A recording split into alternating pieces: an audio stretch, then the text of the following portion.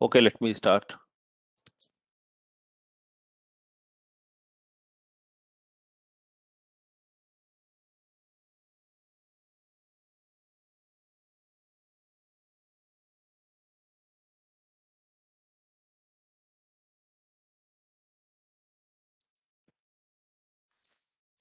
Is it visible? Slides are visible? Yes, sir. Okay, thank you. Okay, so today we are going to start, in fact, what we were looking at counting, and I think there are some applications of counting in finding relationships between binomial coefficients, which I'm going to explain today. After that, we will do the advanced counting stuff, which is chapter 6 of your textbook. Okay, so first let me do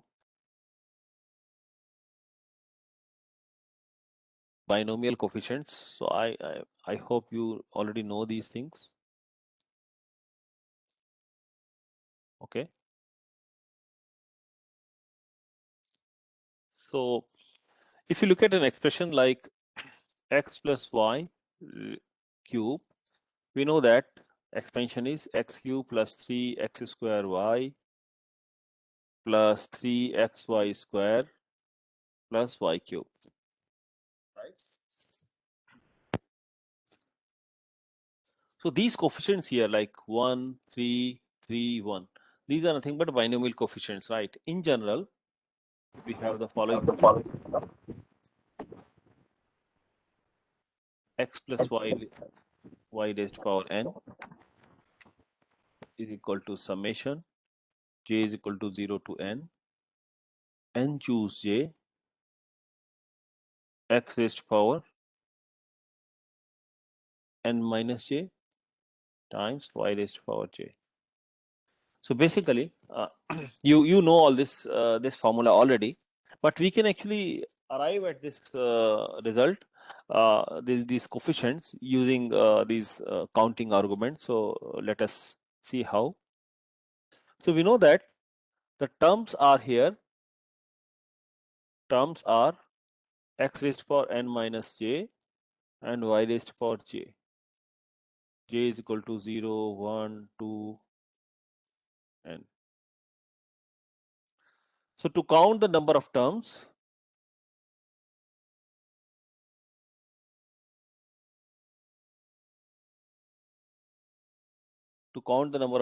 of the form x raised to power n minus j times y raised to power j. So what we need to do is we choose n minus j x, right? N minus j x from the n sum.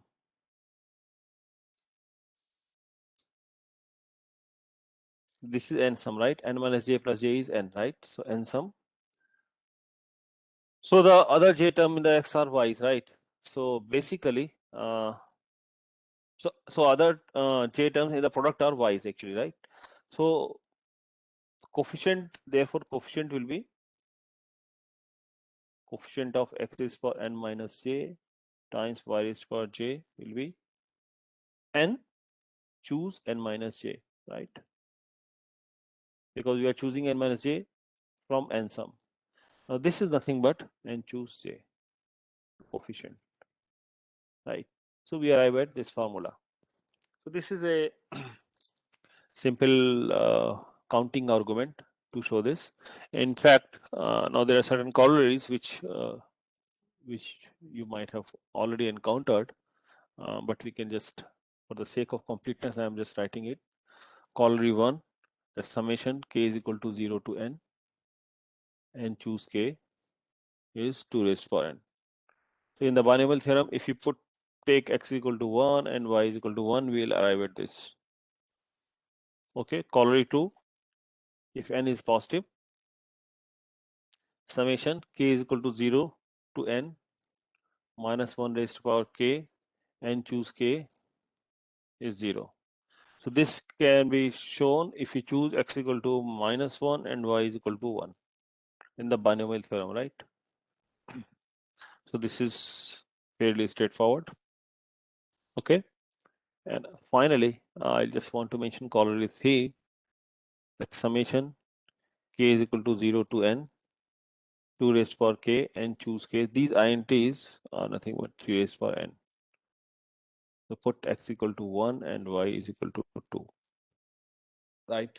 In this expression, if you choose these values of x and y, you'll arrive at these formulas.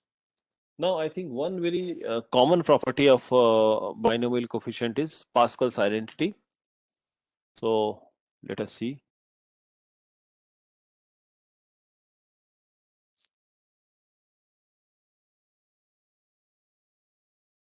Pascal identity, or essentially, the triangle, Pascal triangle. Sometimes you call it triangle, Pascal triangle. So Pascal triangle says that this statement says that if n and k are positive integers, positive integers with n greater than or equal to k, then n plus 1 choose k is equal to n choose k minus 1 plus n choose k.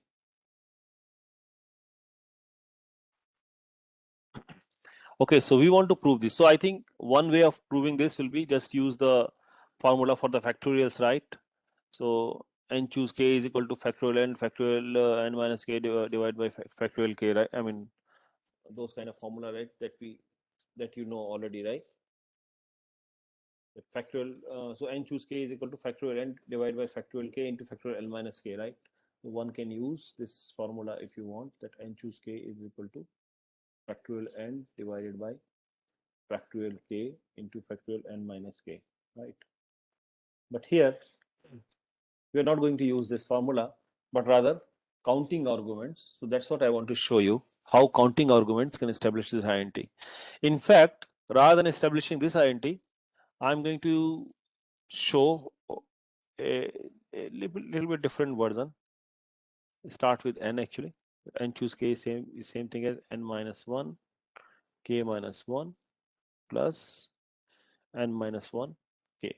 So I'm going to prove this rather than that. I'm just replacing n by n minus 1 and we'll arrive at this, right? So I want to prove this. Okay. So proof is really not very difficult, but how we can use it, how we can prove it using counting argument. So if if you write n choose k as number of subsets with k elements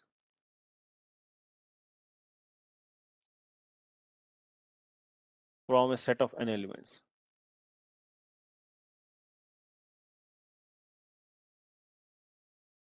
Okay, so number of subsets with k elements from a set of n elements. We have n element set, and I'm looking at how many subsets are there with k elements from the set, right? So that is n choose k, because we have to choose k elements out of n, right?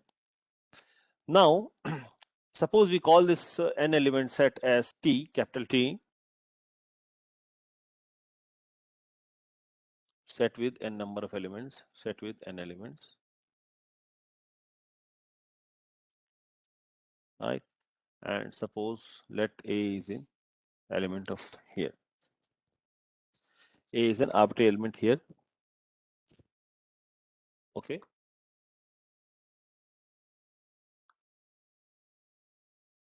Now I will count it in a different way. First,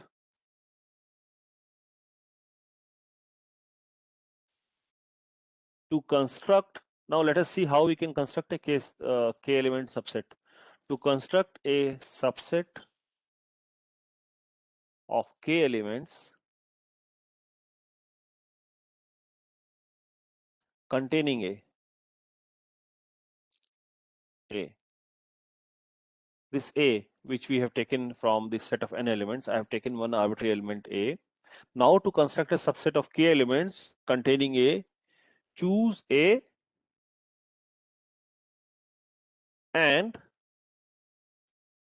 k minus 1 elements from the remaining n minus 1 elements in the set, right? So earlier in the set there were earlier in the set there were n elements. Now because I have taken A out, so there are n minus 1 elements left, right? So I have to construct a subset of k elements containing A. We choose A and k minus 1 elements from the remaining n minus 1 elements. So how many such subsets are possible? These will be n minus 1, choose k minus 1, right? These many subsets are possible because we need to k minus 1 elements from the remaining n minus 1 elements, right? This is how we have to choose. So it is n minus 1 choose k minus 1. Second, to construct a subset of k elements not containing A, what we do? Choose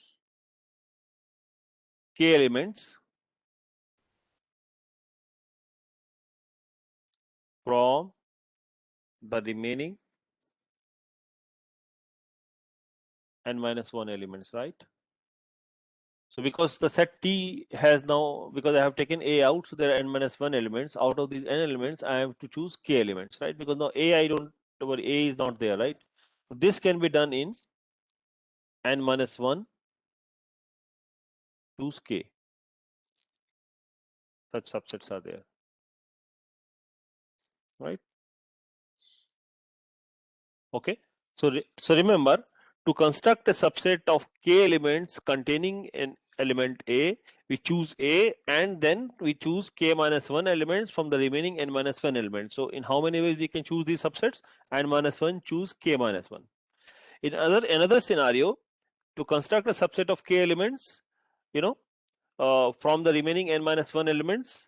So basically, which not containing A. So to construct a subset of k elements not containing A, choose k elements from the remaining n minus 1 elements, and so this can be done in n minus 1 choose k, right? Now it's important thing to observe that, so basically if you look at, I have got counting argument for this and counting argument for this, n minus 1 choose k and n minus 1 choose k minus 1. So we are almost close to the final answer. Now we note that every subset of k elements either contains A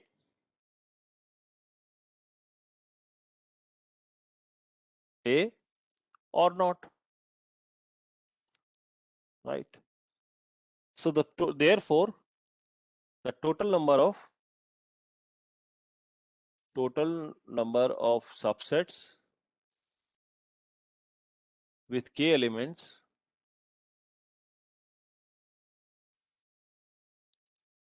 in a set of n elements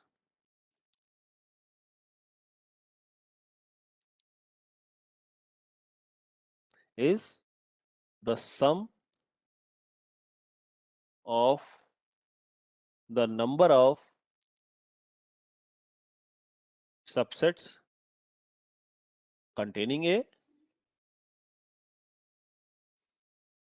and the number of subsets that do not contain A, right? This will be the sum of both, right? The ones which contains A and the other ones which do not contain A. So that means we have n minus 1 choose k minus 1 plus n minus 1 choose k. This is the total number of subsets containing A, and this is total number of subsets that do not contain A. This is nothing but is equal to n choose k, total number of subsets, right? And so we arrive at the conclusion, right? So this is how, using counting argument, we arrived at the Pascal triangle. Any question at this point? Yes, excuse me, sir. Can you move to this coordinate slide? Second slide. Previous, this one, right? Yes. Yeah. No, no, sir. Quaternary, second side. Yeah.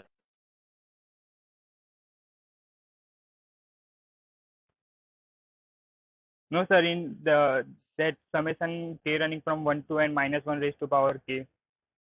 Here. Yes. In this second example, sir, x should be 1 and y should be minus 1 because minus 1 raised to power k now. If minus 1 raised to power n minus k, then x should be 1, minus 1 and y should be 1. Yeah, I think so. Those Because calculations x you can check. function is x plus y now. Yeah, you can check it. That no problem. Okay. Yeah, I'm not worrying. I mean, you can. One of them will be plus one minus one. You can substitute and see what happens. Right. That's okay. Yeah.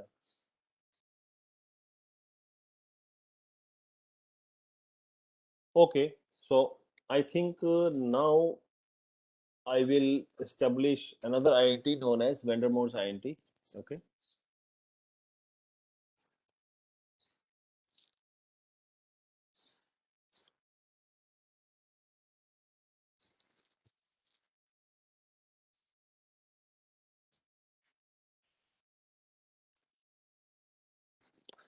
So let m, n, and r are non-negative integers. Okay. And r not exceeding either m or n. R is not exceeding either m or n. Then we want to show that m plus n choose r is nothing but summation k is equal to 0 to r m choose r minus k times n choose k.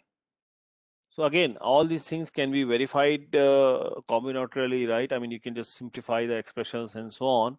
But what we are doing is basically we are trying to establish these identities using, you can. So one way is you can use algebra to compute these things, but we are using it these counting arguments. Okay.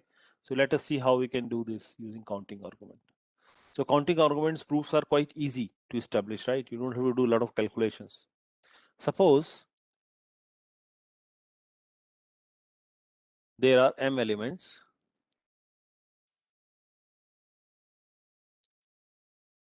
in one set, which is T. Okay. And suppose there are, so this is m elements and n elements in other set is S. So basically cardinality of T is m and cardinality of S is n, right? So we have cardinality of T is m and cardinality of S is n. Okay. These number of elements are there. Therefore, total number of ways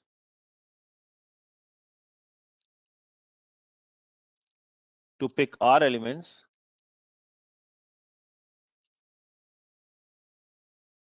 from the T union S is how many? In how many ways I can pick R elements from the set T union S. Now T has m elements, S has n elements, so cardinality of T union S will be m plus n, right? Okay, so we can m plus n choose R. So in these many ways I can pick up these elements. Another way to pick R elements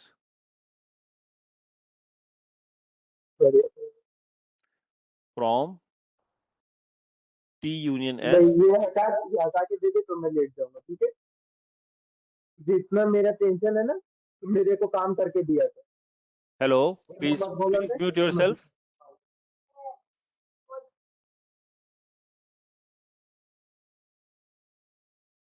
Please mute yourself. Okay. Another way, so another way to pick R elements from T union S is to pick K elements from the set T, and then R minus K elements from S. Of course, K lies between 0 and R. And so this can be done in how many ways? This can be done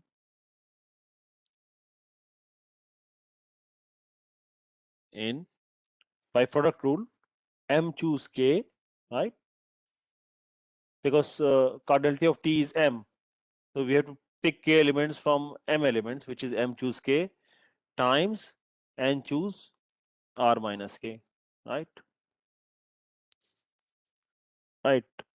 So therefore, the total ways to pick R elements from T union S is, therefore, total number of ways are is equal to summation K is equal to 0 to R M choose R minus K and choose K. Okay, so we arrived at the, because this is same thing as this. Total number of ways to pick R elements from the set T union S. So basically, just by changing the way how we are counting, we will be able to establish these identities, right? So this is so fairly straightforward. So there are certain corollaries again. I can just mention. If n is non-negative integer, 2n choose n is equal to summation K is equal to 0 to n choose K whole square, right? So you can put M is equal to R is equal to n, and you arrive at this. I'm not doing all these calculations. You can check. Okay, so I think that's all for these binomial coefficients. Now I am ready to go to the next chapter, which is advanced counting.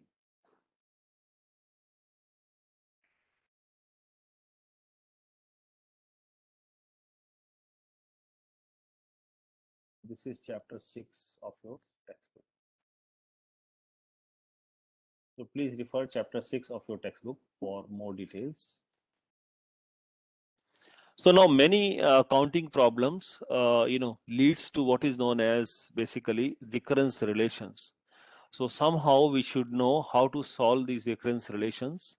And so I think many of you might have done how to solve differential equations, right? In your calculus class. Have you done differential equations? Anyone can reply? Yes, sir. Yes. Yeah, okay, good. So you know how to solve a differential equation with constant coefficients, homogeneous equation, non-homogeneous equation, those kind of things, particular solutions, right? So those kind of techniques, similar techniques are used here for recurrence relation. So first let me introduce this counting problem, and then that how a counting problem leads to a recurrence relation, and then we'll develop a theory for solving these equations, these recurrence relations. So let us start with one example. Suppose in a petri dish, number of bacteria doubles every hour. Every hour, whatever number of bacteria are there, they double every hour, right? So if a colony of bacteria begins with five bacteria,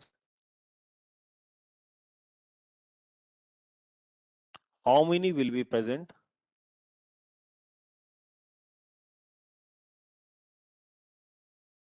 in n hours? Okay. So question is, in a petri dish, initially we take 5 bacteria, and these bacteria have the property that every hour they double. So how many bacteria will be there after n hours? This is a question. Okay. After n hours, how many bacteria will be there? So now I can do little bit mathematics here. So suppose an is number of bacteria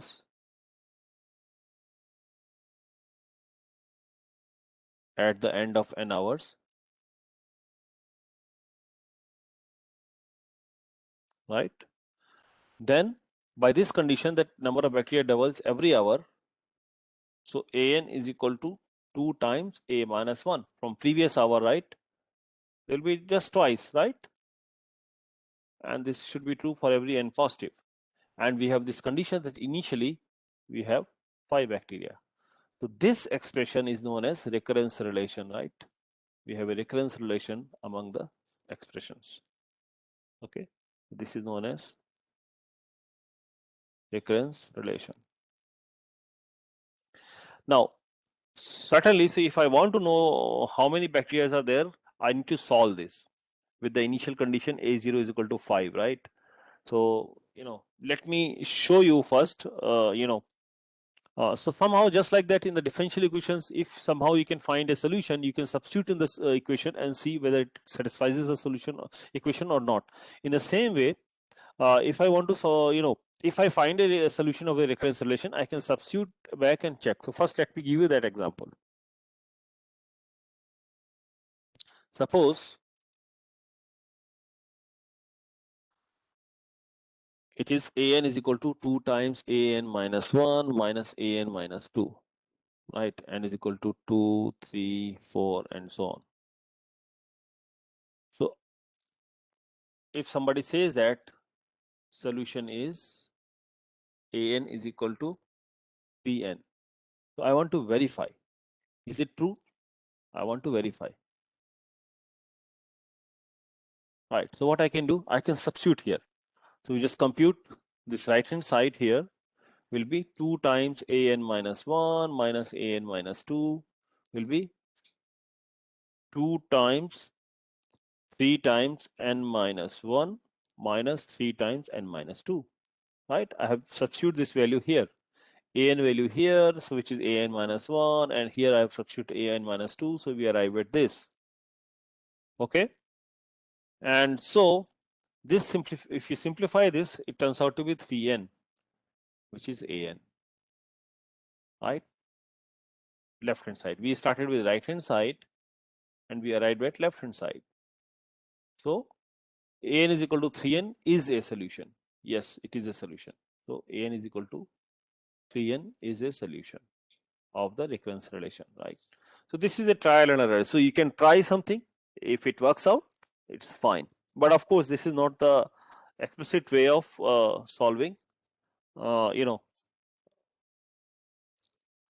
this equation. Okay.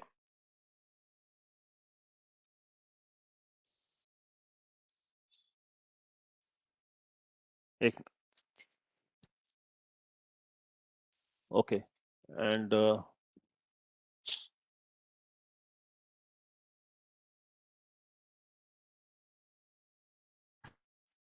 now you see that one can ask, okay, an is equal to 3n is a solution. Are there other solutions, right? So if I try,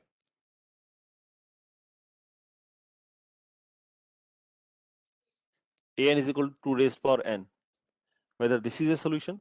So an minus 2, I just substitute.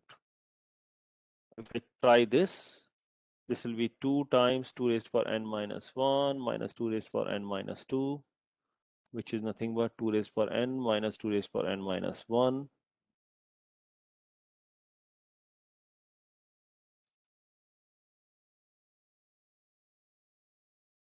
Sir, it is 2 raised to n minus 2 raised to n minus 2. Yeah, so I think I've done some mistake, right? What is the mistake? So in last step, 2 raised to n minus 2 raised to n minus 2. Minus 2 raised power n minus 2, right? Yes. Yes. Correct. Now you can clearly see that this is not equal to 2 raised power n, right? Which is an, right? This is not equal to an. So that means this is not a solution. Got it? So if I try an is equal to 2 raised power n, it is not a solution. We can try something else. If an is equal to 5, is it a solution? So 2 times an minus 1 minus an minus 2 So this is 2 times 5 minus 5 is equal to how much? 10 minus 5 is 5, which is an. So this is a solution, right? So an is equal to 5 is a solution. An is equal to n is not a solution. Okay, so an is equal to 5 is a solution. So in that way, basically, you can try. So given a recurrence relation, we can try different combinations. We can try different solutions, and if they satisfy, so then we say that it is a solution. Now I think another very popular numbers you might know. Let me write down the recurrence relation for another example here. Suppose f of n is equal to f of n minus 1 plus f of n minus 2, with f1 is 1 and f2 is 1. Can you identify what is this recurrence relation? Fibonacci series. Fibonacci series. Yeah, so by the way, I should tell you, so who discovered this Fibonacci series?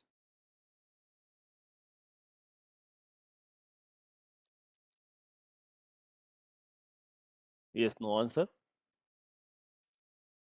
Who discovered this Fibonacci series? So Leonardo Pisano. Well, no, I think that's what actually I will call them Hemachandra numbers. Hemchandra was a mathematician in Gujarat. I don't know whether you know. He was a Jain mathematician. So these are known as Hemchandra numbers. Later on, they went to Europe, and then they were known as Fibonacci numbers in Europe later on, but actually they were originated in India. You should correct your little bit of knowledge, right? So these are known as Hemchandra numbers, right? Now let me actually, once we are, so we know that 1, so the series sequence is what? 1, 1, then 2, then 3, then 5, 8, right? Then next one, 13. 13, and so on. Now, I think since these numbers have come here, I should mention you one very important property of these numbers, that if you go to US, USA, and so there things are, if you measure the distance, it is done in miles. So you are driving a car, everything is in miles, and here we are kilometers. So this Hemachandra numbers are useful in converting miles to kilometers. So for example, 3 miles is equivalent to 5 kilometers, right? 8 miles is equivalent to 13 kilometer, like that. You keep on growing. Now this approximation goes better if you move along the line. You go as higher level as higher. So Sir, is it because of ratio of Fibonacci numbers approaches to golden number? That's why. no, it is somehow that number. The ratio is almost similar. Whatever is there between the two Fibonacci numbers, right? So I think you get the better and better approximation. Of course, that number matches with the golden number, right? So so, but this is a useful formula, I think. So if you want to convert miles and kilometers, you can use it. By the way, I should also, since Fibonacci numbers or Hemchandra numbers are here, let me show you one very interesting thing. You go to this website, NJS OEIS. You know what is OEIS? No. It's online encyclopedia of integer sequences. So let me type here 1, 1, 2, 3, 5. You see already somebody has entered here, and we search. So basically, these sequences are very useful. This is a database of integer sequences. Created by Neil Stone, Professor Neil Stone. In fact, Dr. Neil Stone He was at AT&T Bell Labs, and he's a great scientist. So he has done many things. So here, if you want to find the nth term of a sequence, you can actually find. Just enter few terms, and you can see. For example, I have entered here 1, 1, 2, 3, 5, 8, 13. Okay, and I just search. You see, so Fibonacci numbers are given here, right?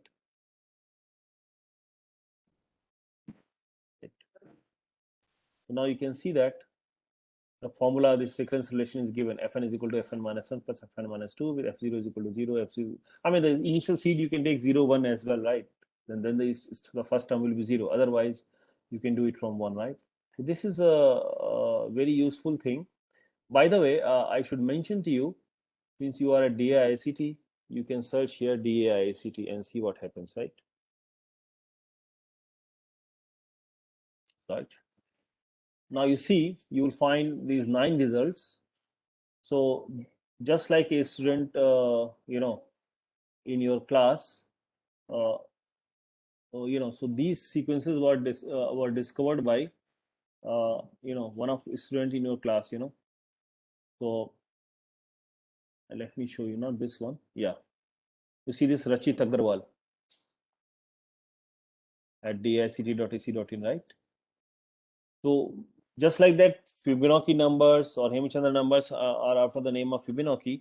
You can have numbers on your name as well, if you discover these things, So basically what I'm saying that you can also discover some new numbers and get a name on it. Okay. So so basically you can just find some new sequence some way, and they may appear anywhere. And so in fact, when I told Rachit, you see, he discovered so many numbers, this one, this one, this pattern, this pattern, this pattern, all when he was at DICT. Okay, so I think so within few hours he discovered, so few of them he discovered, you see, in October. You see all these things whenever I told him. So I think this is a great opportunity for you if you want to discover, if you want to name few sequences on your name. You can actually search these sequences and take your name, right? So online encyclopedia of integer sequencing. In fact, you can find, I mean, I have also one sequence in my name. I think if you search, probably, let me see if it comes here. Yeah, so this is the sequence which I discovered back in 2001. Okay, an is equal to a to the power n minus 1 times 2 to the power n minus 1, right? So then, I mean, there are different programs you can do, and in fact, this is also another one. This was there in my paper, but somebody else listed it here, because it was, a list of sequences. So what I'm saying that you can also discover new sequences. Any question at this point? So it's very good thing. You just look at this online encyclopedia of integer sequences and discover new things. But sir, when where these numbers are used, Which numbers are used? these numbers, this sequence. See, sequences are very important because these are counting. You are counting something, right? So sometimes they appears in counting, different kind of applications. So why these sequences are important? Because suppose you are working on a problem in say electronics or something, and you encounter a sequence, and you're basically, whenever you encounter a sequence of integers, you are actually counting something, right? So once you are counting something and you want to find a formula for it, right? The nth term or something like that, or a recurrence relation which can generate the sequences.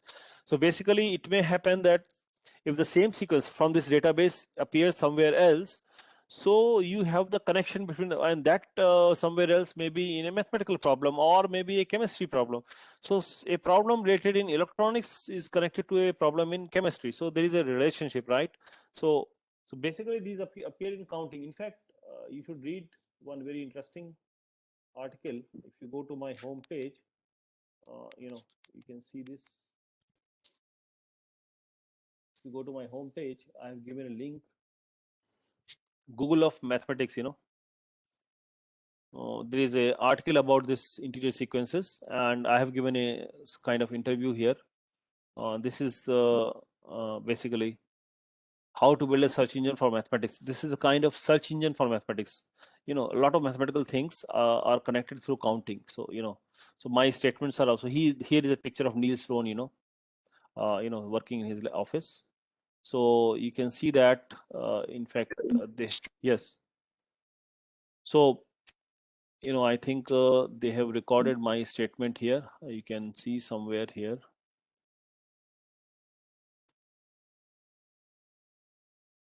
Yes, you see.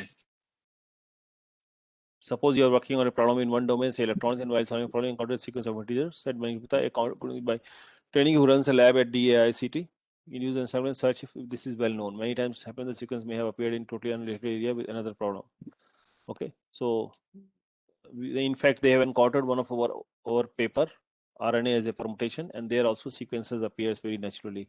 So some problem in biology may be connected to a problem in electronics. These kind of things are possible because ultimately what we are doing, these sequences are nothing but counting. Okay, it's all about counting. Okay, got it? Yes, sir. Yeah, so you can look at this how to build you can read this article, you can know more about these things. Anyway, so this is all about countings, that's why I thought I should mention this. So I hope to see some of you registered sequence on your name. Okay, so that will be really nice to see. So by the way, these Fibonacci numbers, so now I always call them Hemchandra numbers because you can read about Hemchandra. He was a Jain mathematician in Gujarat, I think probably near Patan or something, but old India. Anyway, so now I think whatever we describe here can be written in the form of general equation. So we call it as a linear homogeneous recurrence relation of degree k with constant coefficients.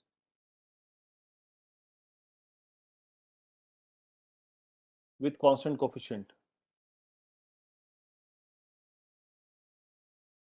is of the form an is equal to c1 an minus 1 plus c2 an minus 2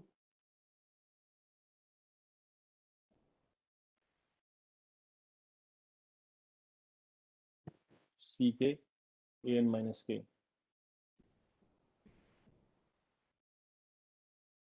Okay, for every ci to be real numbers, you have, and ck is not equal to 0 because that's the highest one. So that's why degree is k. So just like that, in the differential equation, we can write a general differential equation of order 2, order 3, order 4. Here, a linear homogeneous recurrence relation of degree k with constant coefficients. These C1, C2, Ck are constant coefficients, and an minus 1, an minus 2, an minus k are related actually to each other, right?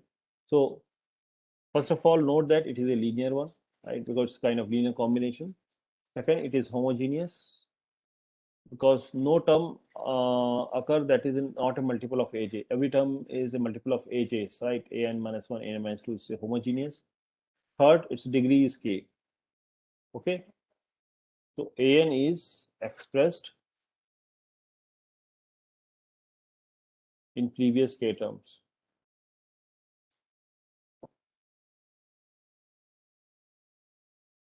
Okay, so note that Hemchandra recurrence relation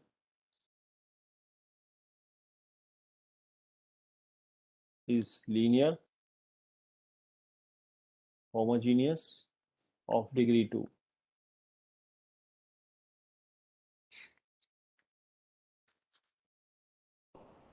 Okay, so I think let me see how do we solve this. Now the question is how to solve this equation. This is our equation, right? How do we solve it? So I think if you remember, in case of differential equations, normally we assumed, right, second order differential equation with constant coefficients, we assume solution is of the form y is equal to e raised for mx, remember? And then substitute e raised for mx in the equation, solve for m, and then the equation in m is known as characteristic equation. In the similar manner, here we can seek solution of the form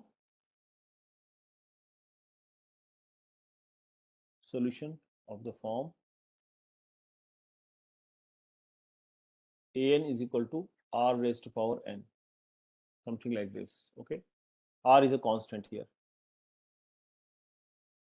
We substitute this an is equal to rn in the expression, in this expression, and see what happens.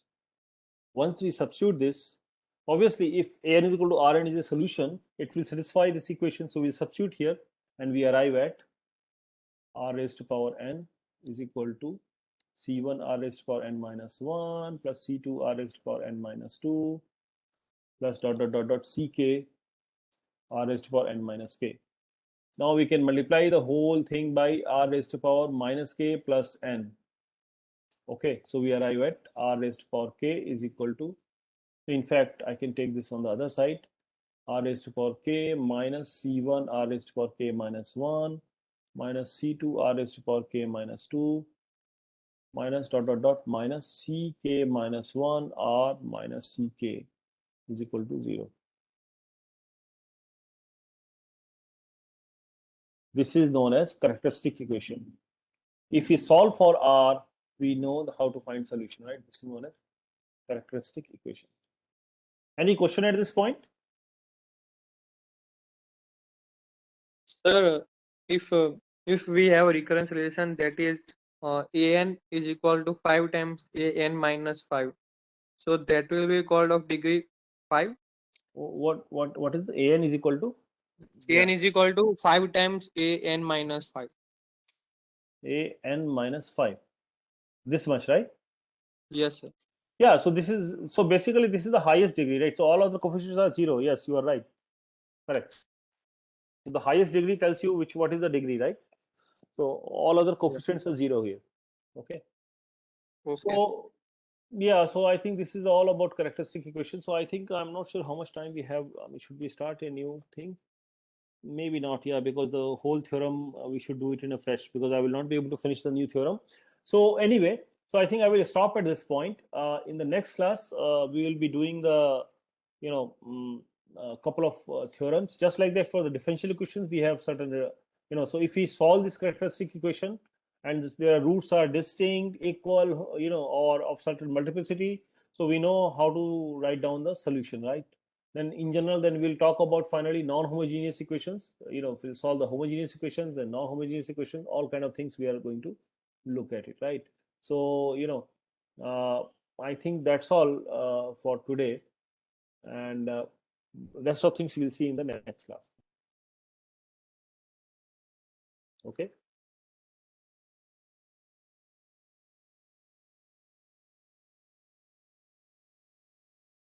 If you have any question, you can ask, or otherwise we can close.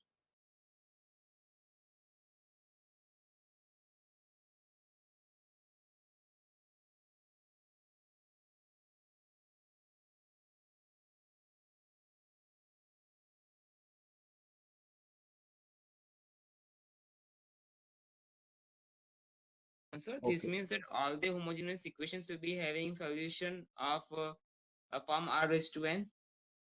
Yeah. So basically, what I'm saying that once we solve for this r, then I know what to do. Just like that, you remember in the differential equation case, we substituted y is equal to e raised for mx, if you remember your calculus class, right? Yes. And then solve for m, right? So there is a characteristic equation in the form of m, right? In roots are real and distinct, the solution is e raised for m1x kind of thing, right? C1 times e raised for m1x plus C2 times e raised for m2x, if m1 and m2 are distinct roots. So similar results holds for recurrence relations as well, right? So I'll show you those things maybe in the next class. Okay, sir. Yes, okay, sir. Fine. So I think if there are no more questions, we can stop the sharing.